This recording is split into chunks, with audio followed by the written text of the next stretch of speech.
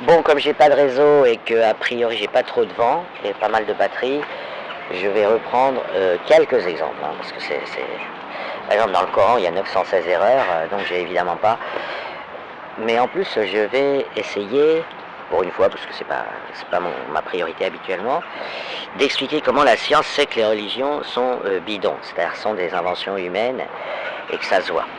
Parce que c'est vrai que le grand public n'a pas les outils pour ça, pour avoir une lecture, une grille de lecture.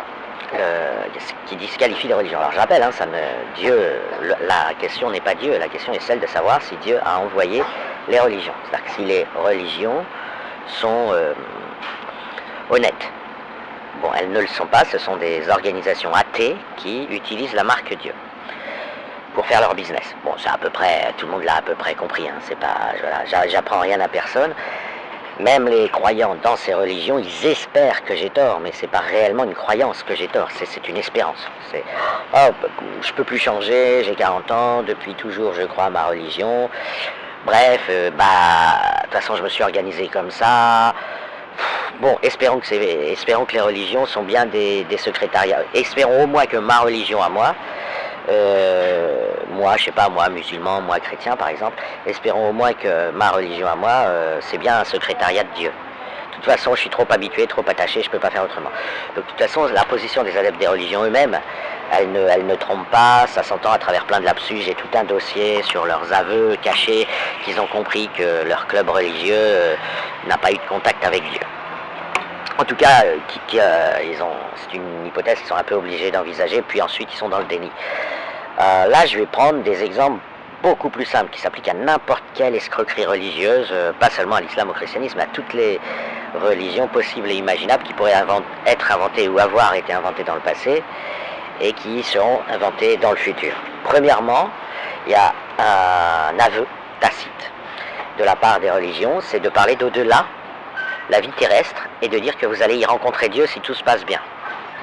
Et donc ils font une erreur gigantesque qui est de considérer que l'au-delà, la vie, une fois que vous êtes passé sur Terre, quand vous passez quand vous vivez, alors nous on vous voit pas, hein, quand vous mourrez on voit pas, nous on voit pas la suite, vous pouvez pas nous l'envoyer, vous changez de monde.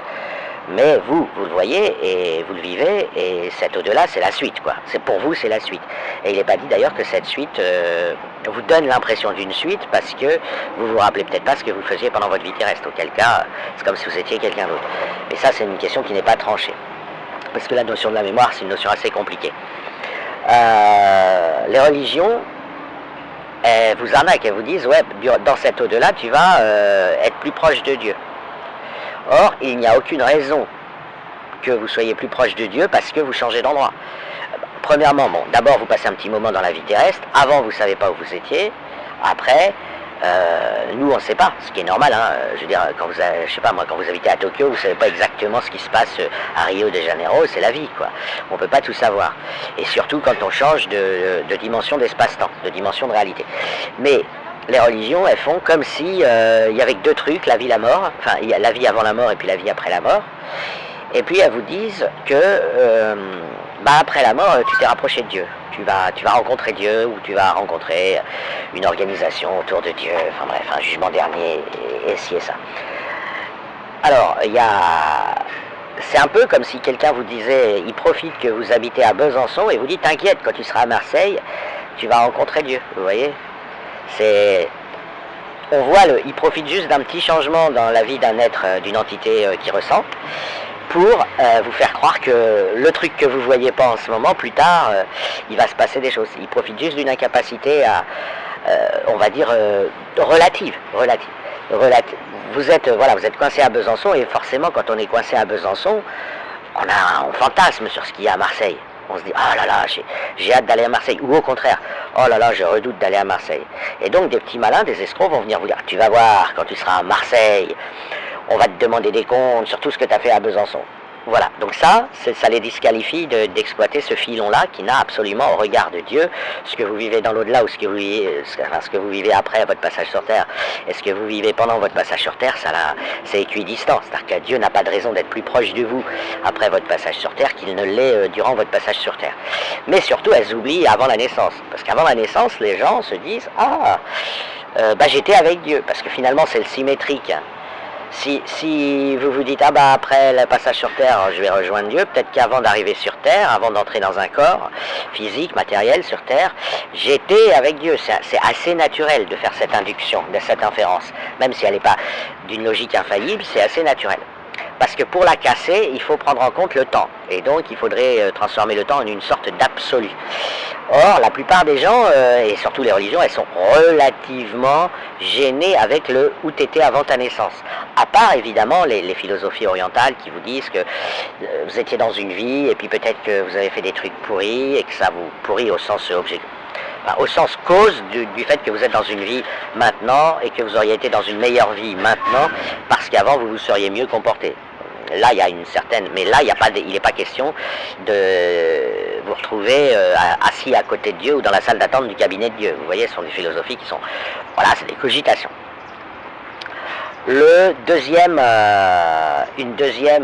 disqualification du religieux, c'est... Alors, quand vous entendez les prosélytes religieux, ils vous partagent en deux groupes. En gros, ils disent il y a les athées, il y a les croyants. Comme s'il y avait que deux groupes possibles déjà, bon, premièrement. Mais surtout, ils essayent d'accuser les athées de dire il n'y a rien après le passage sur Terre. Enfin, en tout cas, la personne, voilà, elle meurt et puis elle n'existe plus en tant qu'entité cohérente. Et puis, il y a les religieux qui vous disent il y a quelque chose après. Mais, en fait, ils donnent un sens à un après. C'est-à-dire, ils se trahissent par leur gestion du temps. Donc, si vous extrapolez, parce que c'est implicite dans ce que disent les religieux, si vous extrapolez, vous obtiendriez donc que le temps va continuer pour vous, bon pour un religieux par exemple, qui dit qu'après la mort ça continue, mais ça continue dans le temps. Voilà, alors que le temps est une notion pratique, c'est une notion physique, c'est une notion matérielle. C'est un peu comme s'il disait, ouais, tu vas voir, alors l'islam assume totalement, hein. L'islam il vous dit que le jour que votre accueil au paradis, vous allez manger du foie de baleine. Donc, et en plus il vous dit que le cuistot ce sera Dieu. Dieu il va enfiler son tablier de cuistot, il va vous préparer avec un mode restaurant 3 étoiles au Goemio, il va vous préparer du foie de baleine très bien assaisonné, cuit parfaitement bien, etc. Donc là, de ce côté-là, l'islam, il est en quelque sorte, il y va, quoi. Il y va, mais globalement, c'est une disqualification complète des religions, puisqu'elles ont totalement oublié de s'apercevoir que le temps est une construction parfaitement locale au monde matériel perçu par les gens durant leur passage sur Terre, durant leur passage dans la réalité matérielle. Et donc il vous parle d'un après, parce que voilà, après ton passage sur Terre, il va t'arriver ceci, il va t'arriver cela. Et ensuite, quand ils décrivent ce qui va vous arriver, ils continuent de le décrire dans le temps. Ils mettent des étapes, comme si on était encore sur Terre, comme si on était encore dans la réalité matérielle.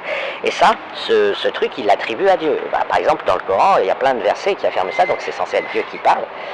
Et donc ça disqualifie complètement, ça montre que ce sont des inventions humaines, parce qu'il n'y a strictement aucune raison de décrire les choses comme ça.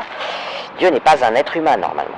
Okay, et puis là, le passage sur Terre et les petites affaires internes à la vie terrestre, à la vie matérielle, on ne voit pas pourquoi Dieu il viendrait vous en parler et dire « Ah, ça continue après ». Et en utilisant le mot après, le mot avant. Bon, je ne parle même pas des versets 32,5 et 70,4, c'est du Coran, c'est la cerise sur le gâteau.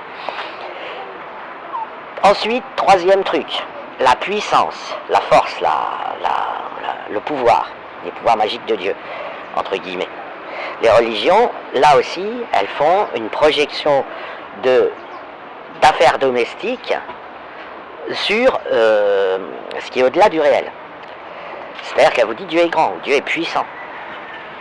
Or, être puissant, c'est un truc qui a un sens dans la réalité matérielle que l'on connaît. Et notre langage s'est adapté, on va dire, voilà, un petit chaton, c'est fragile et c'est faible, une fourmi, on peut l'écraser avec son pied, un éléphant, c'est déjà plus...